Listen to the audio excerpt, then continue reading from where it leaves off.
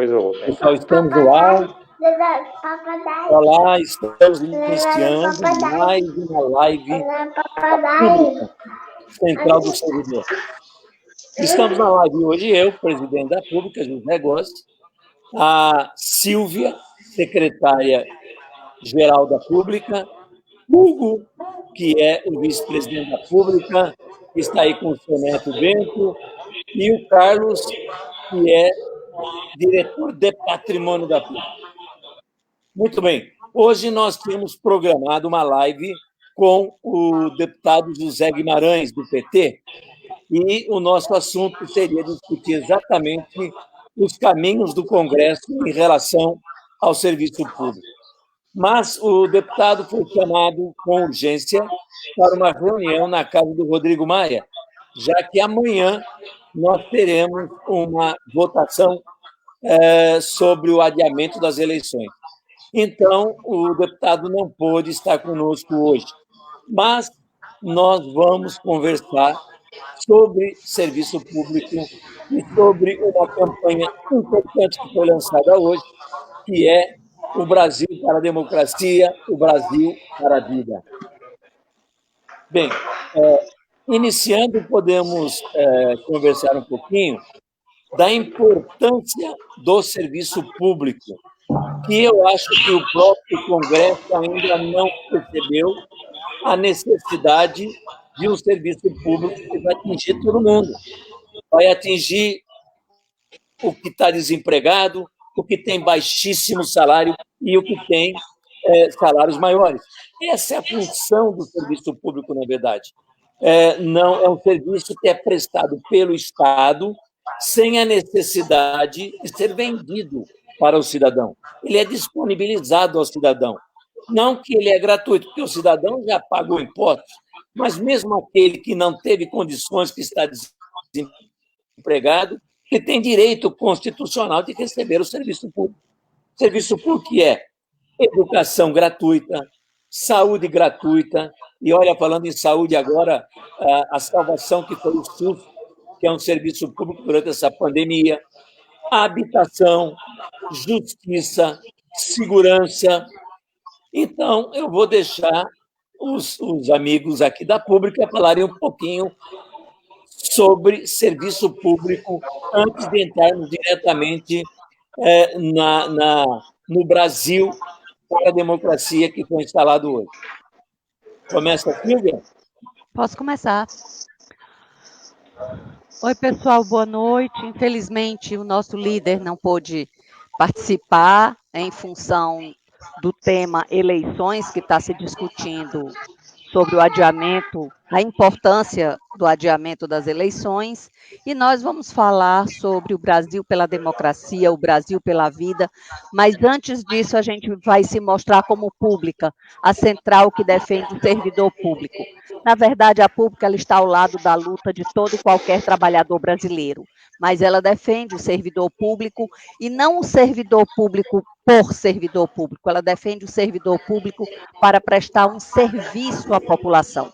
O nome servidor, ele retrata serviço, então nós estamos aqui para servir a população. E essa pandemia, ela mostra muito claramente a desigualdade que existe em nosso país e como estaria sendo esse enfrentamento com a ausência de serviço público, porque nós já temos ausência de políticas públicas, mas ainda temos serviços públicos, nós temos saúde, educação, segurança, o acesso à justiça, inclusive o acesso à justiça para garantir o atendimento na saúde em tempos de pandemia.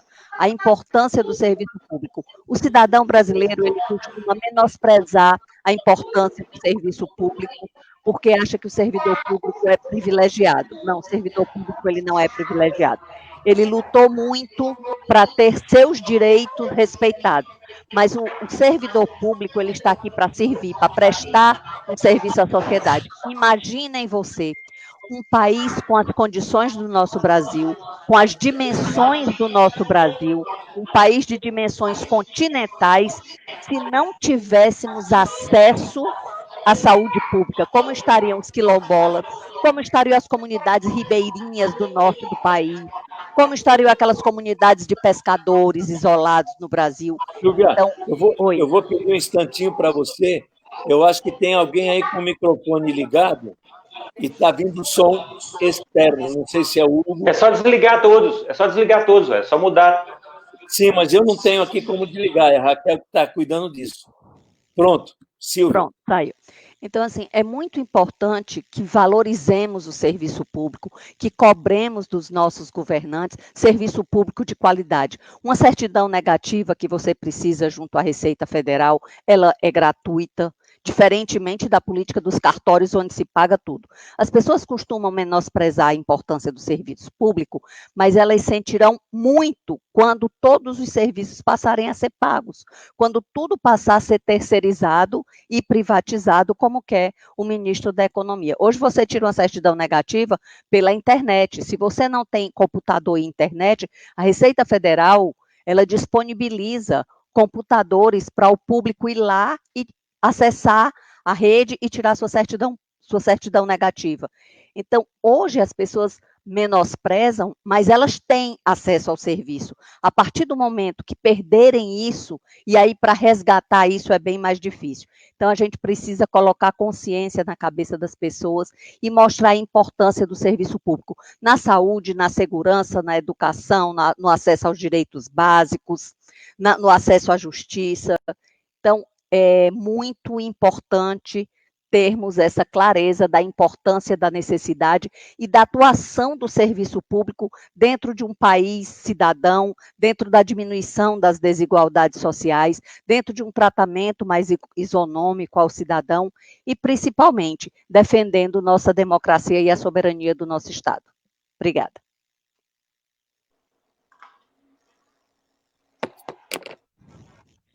Liberando o microfone para o Hugo. Boa noite a todas e a todos.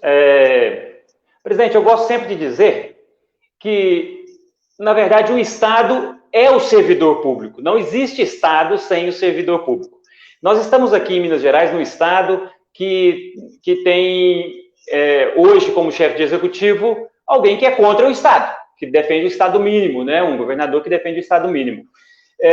Mas só que as pessoas têm que saber que a base da pirâmide social, quem mais precisa, só tem acesso ao Estado através do serviço público, através do servidor público, através do médico, do enfermeiro, do bombeiro, do policial militar, do técnico em enfermagem, e por aí vai. As pessoas que estão à frente do combate à pandemia, as pessoas que estão colocando a sua vida em risco para salvar outras vidas, nada mais são do que servidores públicos. Nós não vemos aí um empresário, um grande empresário à frente da pandemia. Você já, por acaso, já viu algum governador atender num hospital? Não, não existe. Quem está lá? É o servidor público.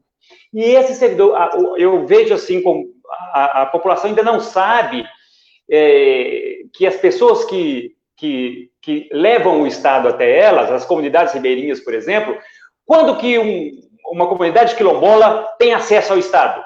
Quando o professor vai lá, quando o enfermeiro vai lá, quando o médico faz a visita, o assistente social faz a visita, ele não tem outra forma de ter acesso ao Estado.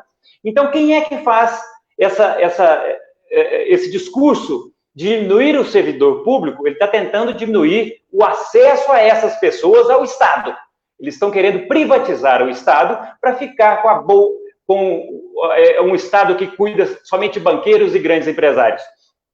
Então, ao defender o servidor público, nós estamos defendendo exatamente essa parcela da população, essa parcela que mais necessita, essa parcela que mais precisa do Estado. Porque uma vez eu tive que ir a uma escola primária e eles me perguntaram, mas qual que é o seu trabalho de verdade? Me explica pra gente. E eu sintetizei assim com uma forma muito, muito. Me lembrei de um escritor francês e expliquei para ele que era mais ou menos um Robin Hood, né? É um Robin Hood que arrecadava parte do que os ricos tinham para distribuir para os pobres. Se essa distribuição não é bem feita, não é culpa do servidor público. ela é culpa de quem está à frente do poder. Existe também uma grande névoa em cima de salários de servidores públicos. Em Minas Gerais, para vocês terem uma ideia, nós temos hoje na ativa pouco mais de 270 mil servidores públicos. Esses 270 mil servidores públicos têm uma média salarial de R$ 2.800. Então, não é verdade que o servidor público é marajá, não é verdade que o servidor público não trabalha. 2 fatos ficaram nacionalmente conhecidos, e eu vou tomar de novo Minas Gerais como exemplo. 2 crimes ambientais e crimes humanitários. Foram 2 rompimentos de barragens criminais. Uma da Vale e a outra em Mariana. Em Brumadinho e Mariana, perdão. Vocês sabem quem foi lá? Vocês sabem quem deu apoio à população? Quem enfrentou o barro, a lama e colocou sua vida em risco para salvar outras vidas? O servidor público. O servidor público, através do SUS, é que chegou para socorrer. O servidor público, através dos bombeiros, é que chegou para resgatar. O servidor público, através do médico, é que chegou para medicar. Então, essa história de que nós temos uma grande quantidade de servidores públicos é mentira. É mentira. Nós estamos muito aquém dos países de primeiro mundo, mas muito aquém mesmo, coisas de entre 10 e 30 vezes a menos do percentual da população dos outros países com serviço público. Então, eu quero aqui só deixar que não existe Estado sem o servidor público. Então, quem está na base da pirâmide, que defender o Estado mínimo, ele está atirando no próprio pé. É como se o dinossauro estivesse torcendo pelo asteroide.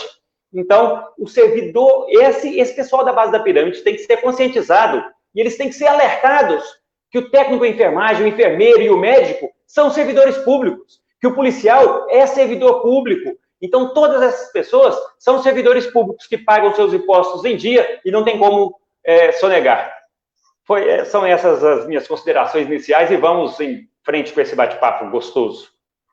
Na verdade, tudo que é essencial para a vida tem que ser público. Exatamente. É isso, Carlos. Carlos de Tocantins.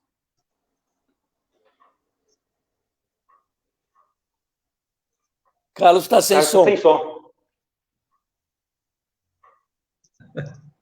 Pronto, agora me ouvem, né? Agora sim. Boa noite a todos que nos acompanham pelo Facebook. Acredito que nós temos aí um público diversificado e na linha do que os meus antecessores falaram, eu gostaria apenas de frisar que, diante dessa importância toda que é o serviço público, e não é de hoje, sempre foi muito importante a manifestação positiva dos servidores públicos em defesa da sociedade. Porque o servidor público não trabalha para si mesmo, ele trabalha para atender aquela sociedade, né?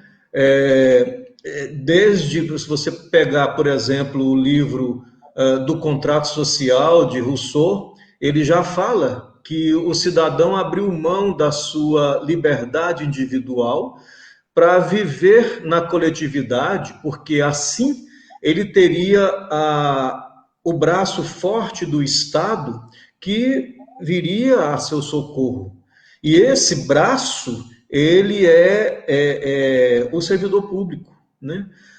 E nunca foi diferente. Agora, nós estamos enfrentando uma avalanche de ameaças, uma avalanche de acusações de que o servidor público é o responsável pelas mazelas praticadas por diversos governos, né? Não é só esse governo, diversos governos não deram a sustentação necessária para que a sociedade sentisse o reflexo mais forte do serviço do Estado a seu favor.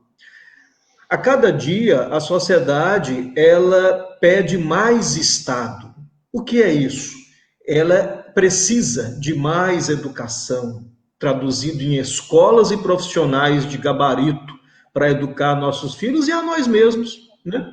Ela pede mais hospitais, mais segurança pública, infraestrutura, e aí vai por aí afora. Então, cada vez mais se precisa de mais Estado. Só que, infelizmente, o que se percebe hoje, o que se constata com as atitudes governamentais, não estou aqui falando especificamente de um governo ou de outro, mas infelizmente é o da vez, é de reduzir a importância do servidor público, porque dessa forma, na visão destes, fica mais fácil privatizar várias empresas extremamente importantes para a sociedade e por isso importante que permaneçam na mão do Estado. Dessa forma, diminuindo o tamanho da estrutura do Estado. Isso significa dizer diminuir a quantidade de serviço público colocado à disposição da sociedade. Para isso, eles precisam de diminuir a importância do servidor público, de levar a sociedade contra o servidor público, porque dessa forma, nessa visão neoliberal, nessa visão de Estado mínimo, fica mais fácil de reduzir o tamanho do Estado. Ora, mas por que isso é ruim para a sociedade? Já foi falado, o Gozzi falou, a Silvia, ou foi o Hugo, me fugiu agora, mas falou o seguinte, que uma empresa que deixa de ser do Estado vai ser gerida pela iniciativa privada. Automaticamente, quando eu, cidadão, você, cidadão, cidadã, precisarmos desses serviços, nós vamos ter que pagar por eles. Então, o que hoje é nosso, amanhã só teremos o atendimento se nós pagarmos por aquilo. E olha, vejam só, a iniciativa privada, ela não quer comprar empresas que dão prejuízo. Na mão do Estado, eles dizem que tudo dá prejuízo. Correios dá prejuízo, eletrificação dá prejuízo, hidrelétricas dá prejuízo. Aí a iniciativa privada compra, consórcios compram aquilo e começa a dar lucro. Por quê? Porque é uma fantasia que se cria em cima da ideia que tem que se reduzir o Estado. Então, resumindo, a ideia é que a sociedade, é importante que ela entenda que as empresas estatais hoje existentes e que são o sangue que corre nas veias dessas empresas estatais é o servidor público, porque é este que faz com que as políticas públicas sejam efetivamente estendidas para que a sociedade possa usufruir. Sem esses serviços, sem esses servidores, não adianta os governos municipais, estaduais ou federal estabelecerem políticas, porque quem vai realmente colocar em prática, é o servidor público, não tem outro. Então, minha gente, o recado que eu deixo é que antes de nos alimentarmos pelas fake news que são produzidas pelo governo federal, tentando diminuir a importância do servidor, colocando a granada no bolso do servidor, chamando o servidor de vagabundo, chamando o servidor de vários adjetivos desqualificativos, é importante que a sociedade consiga discernir, sabendo da importância que é o serviço público para a sua vida e a vida dos seus. Por enquanto é isso, Lúcio. É isso mesmo. Eu costumo sempre dizer que o cidadão tem direitos, estão na Constituição, e que esses direitos chegam a ele, cidadão, pelas mãos do servidor público. Então, servidor público e serviço público, na verdade, é um corpo só. Ainda mais no momento em que nós vivemos um Estado que não está trabalhando, não está tendo a capacidade de dividir a riqueza produzida no país. Quem produz a riqueza, na verdade, é o trabalhador, é o que está lá com a mão na massa, não é o que está vivendo de rendas, tá certo? E é exatamente para esse que produz que o Estado tem que existir, que o servidor tem que existir, o serviço público tem que existir e tem que servir a ele como cidadão. Claríssimo. Mas vocês colocaram uma coisa que vai abrir para a gente conversar também sobre um outro assunto. Para quem está entrando agora, só queria informar que hoje nós estaremos discutindo com o deputado José Guimarães, do PT, mas, infelizmente, de última hora, ele foi chamado para uma reunião na casa do Rodrigo Maia, porque amanhã será votado o adiamento das eleições deste ano. Então, isso atrapalhou, ele não teve como estar aqui com a gente. Estamos aproveitando e conversando sobre serviço público, servidor público, e vamos também conversar sobre uma campanha muito importante que foi lançada hoje. A campanha Brasil pela Democracia, Brasil pela Vida. Democracia e vida é muito importante e tem que ser pensado com muita qualidade por todos nós. Eu vou pedir à Raquel, que está aí no estúdio, se ela pode colocar um vídeo sobre essa campanha. Por favor, Raquel, pode ser?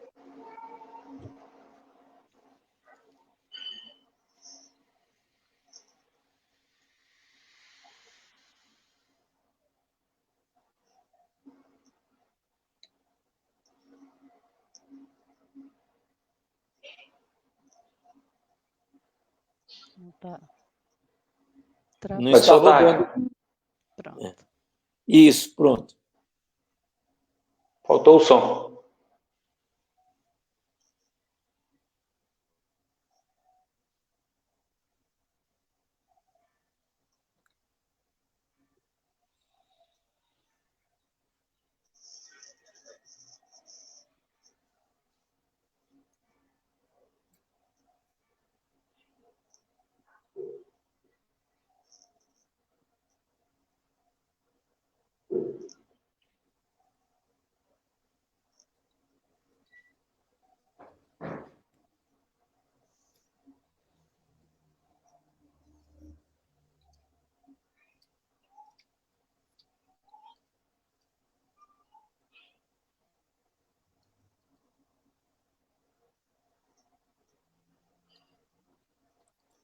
Brasil pela Democracia, Brasil pela Vida. São mais de 70 entidades, de grandes entidades, participando desta campanha. E a Pública é uma das entidades que está na campanha, é uma campanha que está iniciando a partir de hoje e que o tema é muito claro, é a importância da democracia na vida, é a importância da vida no Brasil. Né? Então, está aberto para quem quiser conversar sobre isso. Silvia? Ok.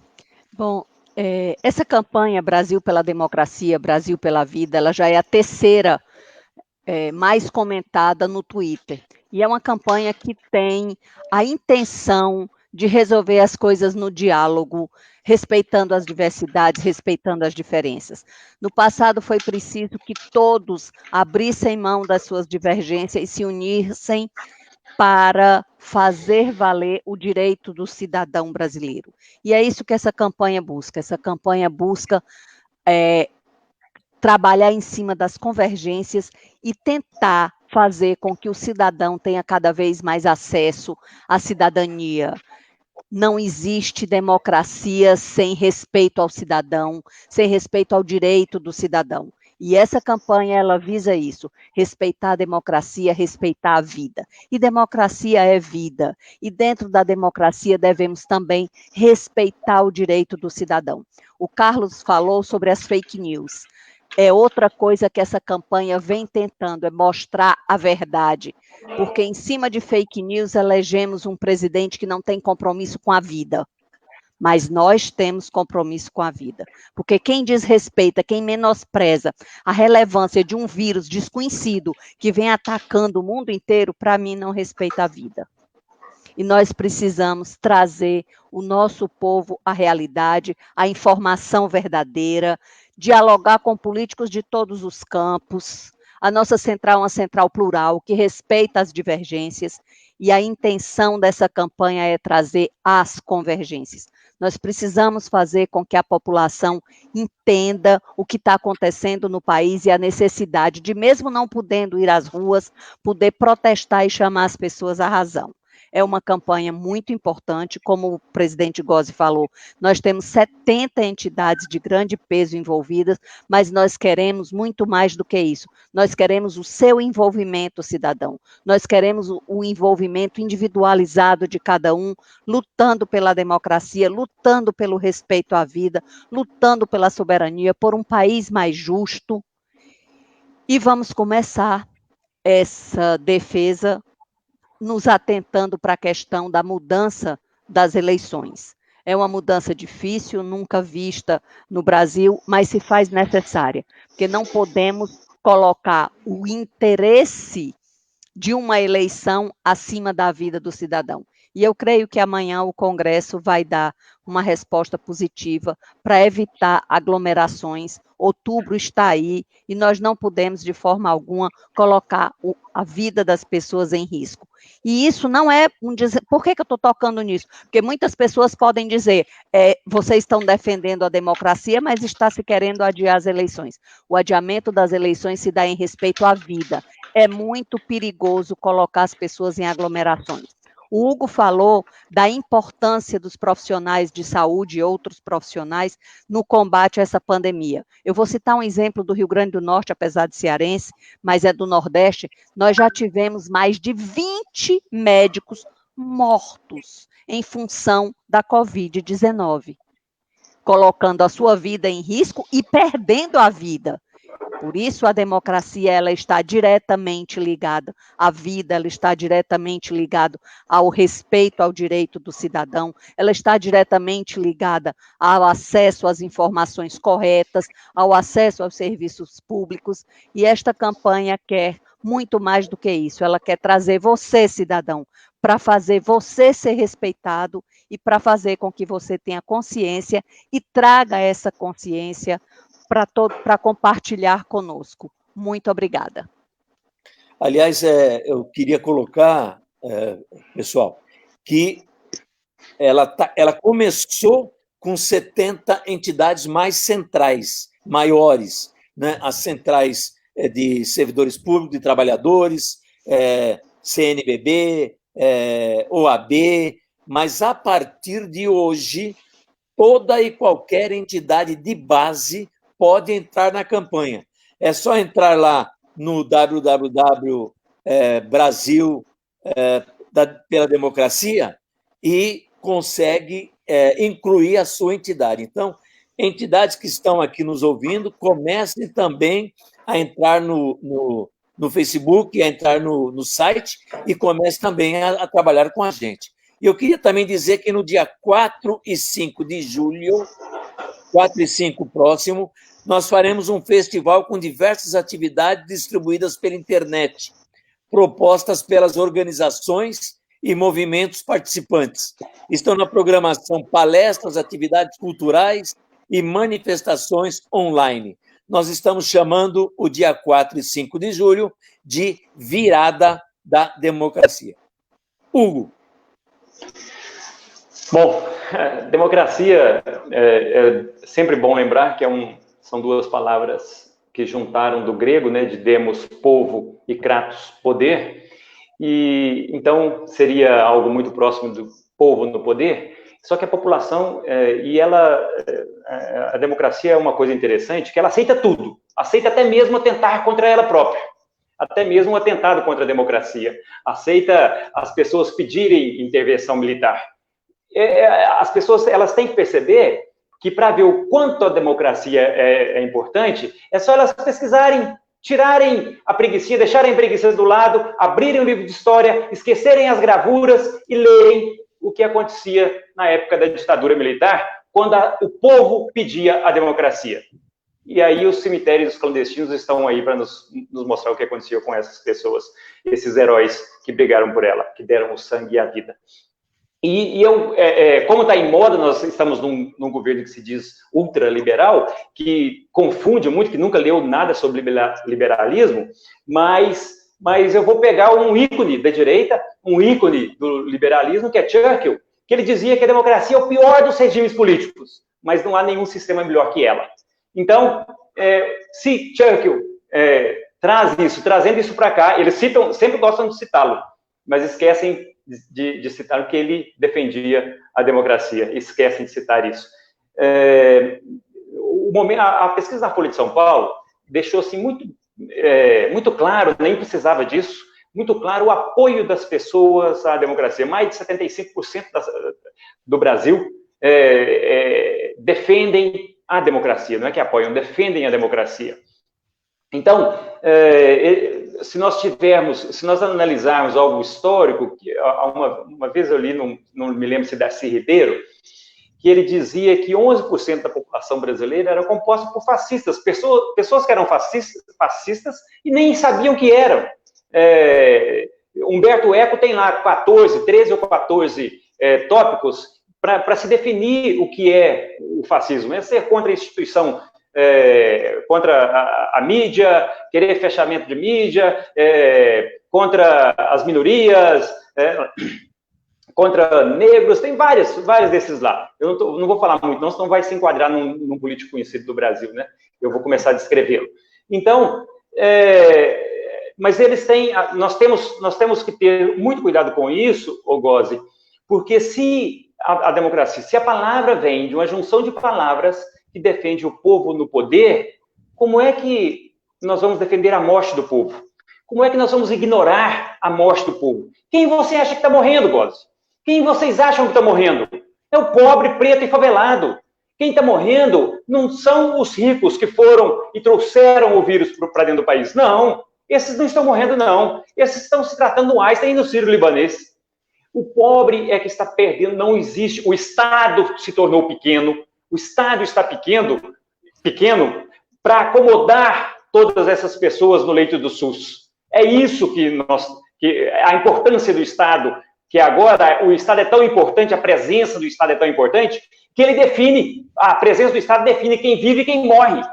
Então é só isso, é uma coisa que é insubstituível. Se nós perdêssemos uma vida, já seria um prejuízo incalculável. Nós, hoje, somos o país que mais mata. Eu estou falando que é o país que mais mata mesmo, porque quem mata é o país que mais mata de Covid-19 no mundo.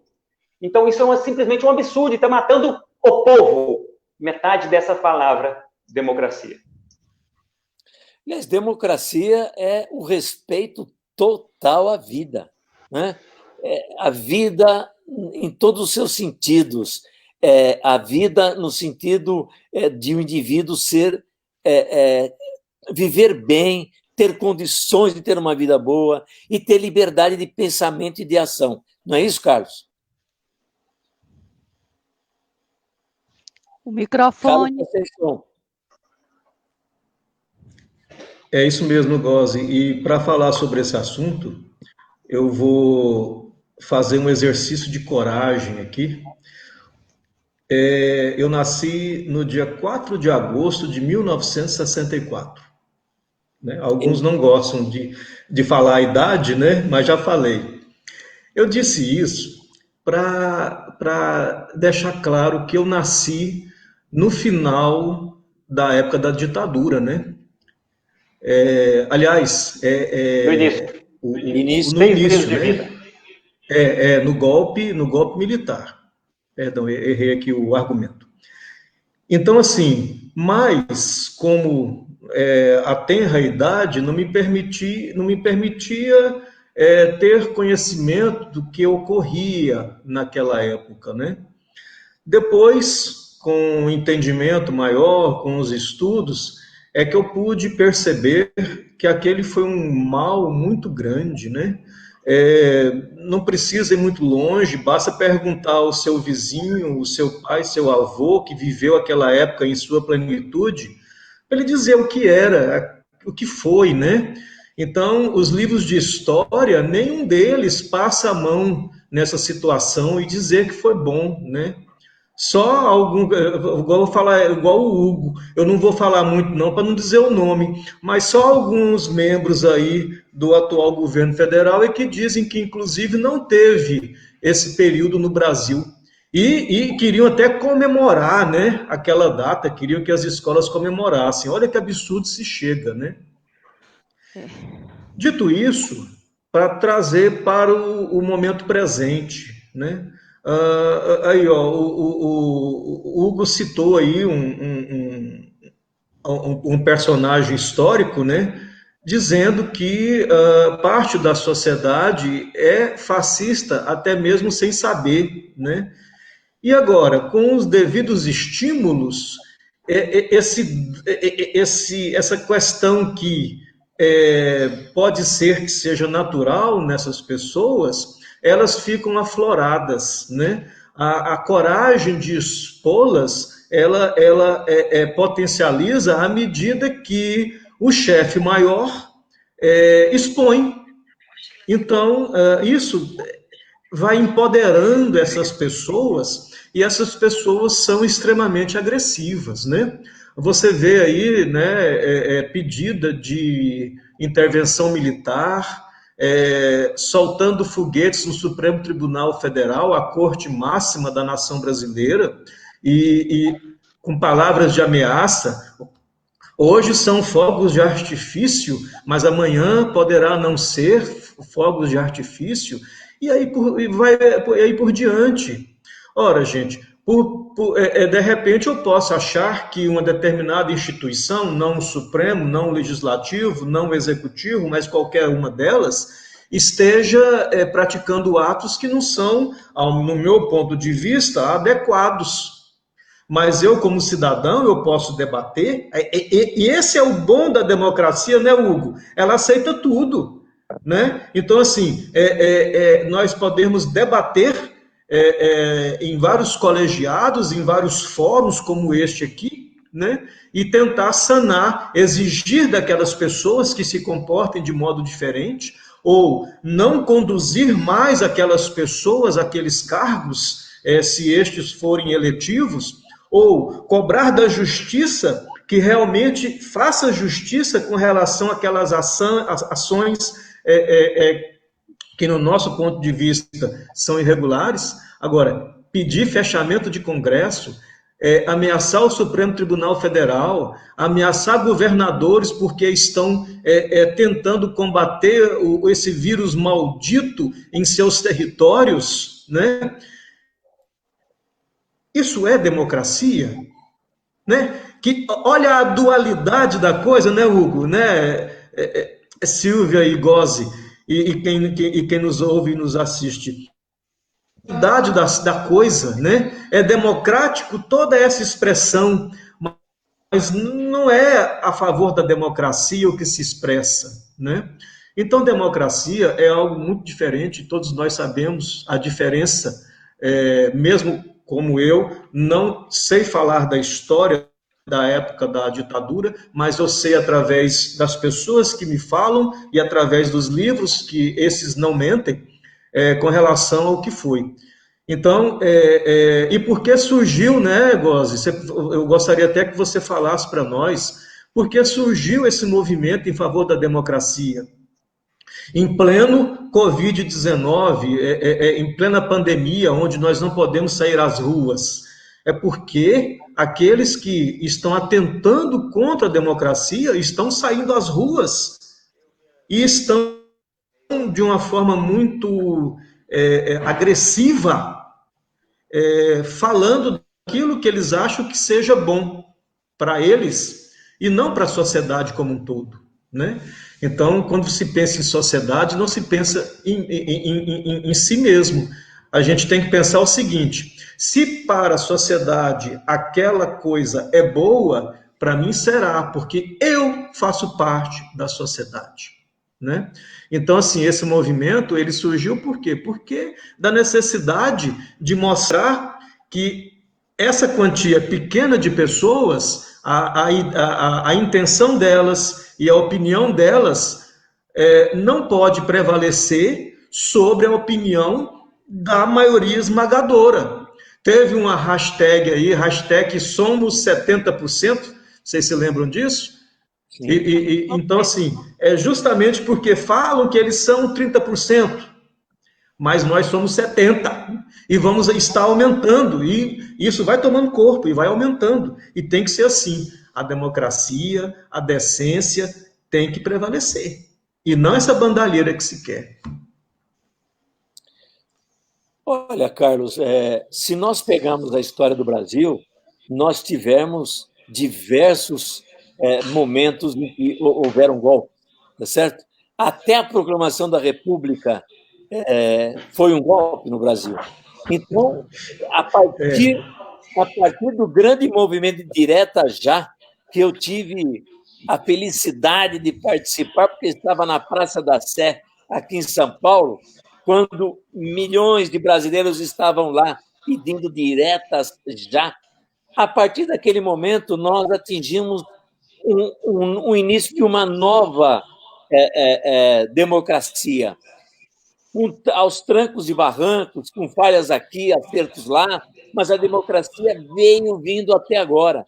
E, neste momento, começamos a perceber que nós tínhamos que voltar a nos unir, como foi nas diretas já, agora não para dizer direta já, para dizer democracia já, vida já. Essa é a grande importância agora. E foi isso que fez surgir esse movimento, porque nós não podemos mais voltar atrás. Democracia democracia é uma coisa que se conquista e não se pode perder nunca. Então, por isso que surgiu esse movimento. Aliás, queria pedir a Raquel, nós temos 6 ou 7 falas de 20 segundos cada uma, exatamente sobre o movimento Brasil Democrático, Brasil Vida, Democracia Vida. Raquel, pode colocar, fazendo favor? Raquel está nos estúdios.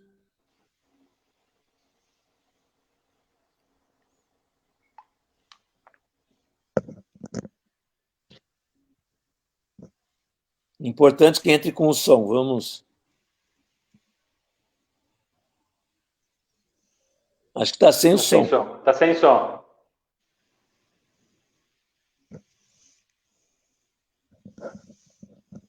Felipe Santa Cruz, presidente da OAB Nacional.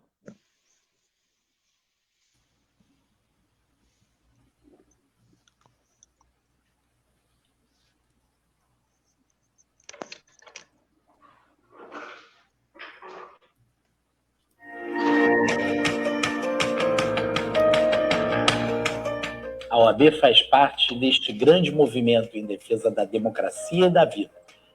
Democracia e Constituição que precisam ser defendidas nesse momento, e o direito à vida, que está esculpido na nossa Constituição.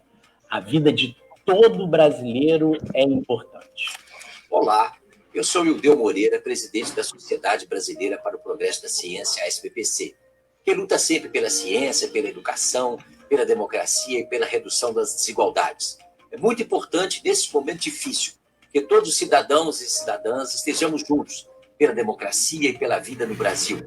E a ciência e a educação são essenciais para isso. Junte-se a nós, precisamos de você. Olá, eu sou Rosana Barroso, presidente da União Brasileira dos Estudantes Secundaristas. Em toda a nossa história, houve luta em defesa da educação, da vida e da democracia, dentro e fora das nossas escolas.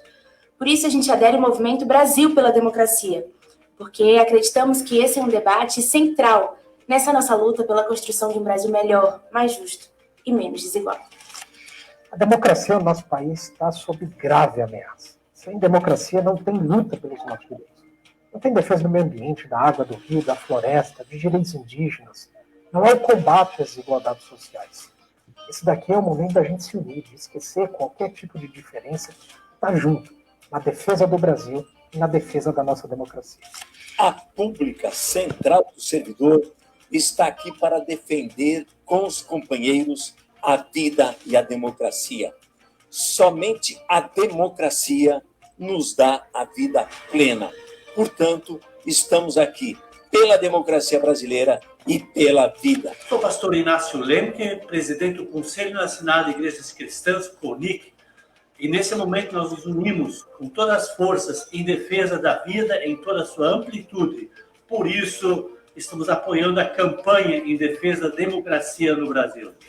Sou Benedito Tadeu César, um dos coordenadores do Comitê em Defesa da Democracia e do Estado Democrático e de Direito, fundado em 2016 para defender a democracia, o desenvolvimento nacional sustentável, soberano e com equidade social. Nos associamos ao movimento Brasil pela Democracia, pois ela está em risco e precisa ser defendida por todos. Muito bom. Brasil pela vida, Brasil pela democracia. Brasil pela democracia, que é vida. Está aí o movimento, estamos no movimento, estamos na defesa da democracia e convidamos todas as entidades, todos os companheiros, todos os brasileiros a virem para a campanha. Democracia brasileira, democracia para a vida. Estamos finalizando o programa.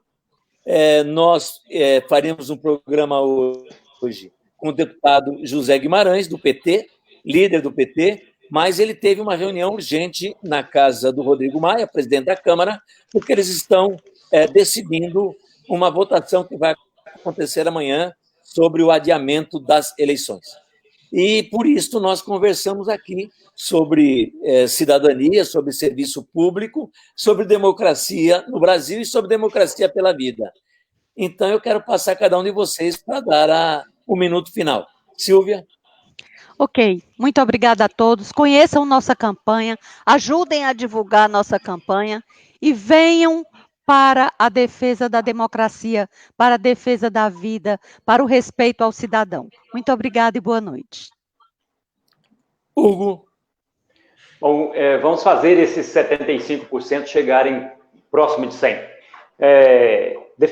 Lutar pela democracia e pela vida devia ser algo tão óbvio quanto lutar pela lei da gravidade. Só que esse ano, dia 21 de dezembro, estará fazendo 40 anos da morte de Nelson Rodrigues. Nelson Rodrigues nunca foi tão atual quanto ele está sendo hoje, porque ele dizia que existem situações em que os idiotas perdem a modéstia, e eles estão perdendo a modéstia, e nós estamos ficando calados com relação a esses absurdos que eles estão dizendo. Então, nós estamos aqui firmes, juntos, lutando pelo óbvio, que é a democracia e a vida. Venham todos. Carlos? Eu quero só me despedir, pedindo a Deus que conceda a todos nós saúde e sabedoria, porque esses são os dois grandes tesouros que alguém pode querer, né? Que são os maiores tesouros. Saúde e sabedoria. Um abraço a todos. Boa noite. Estamos terminando, então, o programa, essa live. Na próxima segunda-feira estaremos de volta com o deputado José Guimarães, líder do PT, e eu vou pedir a Raquel que ponha na tela, se é possível, encerrarmos o programa deixando na tela como entrar no site, no Face, Instagram do Brasil pela Democracia. E vamos caminhando. Brasil pela democracia, Brasil pela vida. Obrigado a vocês três que estiveram conosco. Abraço a todos. Obrigado a todos que estiveram conosco também assistindo. Estamos juntos. Até a próxima segunda. Até lá. Até a próxima. Um abraço.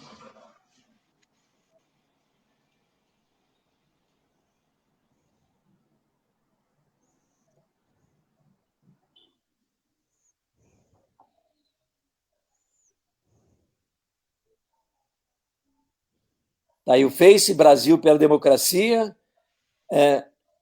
Brasil Underline Democracia, no Twitter. No Twitter, e já apagou. @. Brasil pela não, apagou não. No WhatsApp.